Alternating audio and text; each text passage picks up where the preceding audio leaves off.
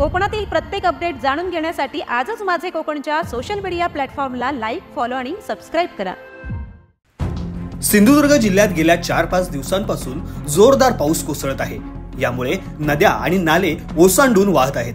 गड नदीने धोक्याची पातळी ओलांडली असून नदीचे पाणी कणकवली मालवण राज्य मार्गावरती आल्याने काही काळ वाहतूक कोंडी झाली होती। जिल्ह्यातील काही भागात पूर परिस्थिती निर्माण झाली आहे।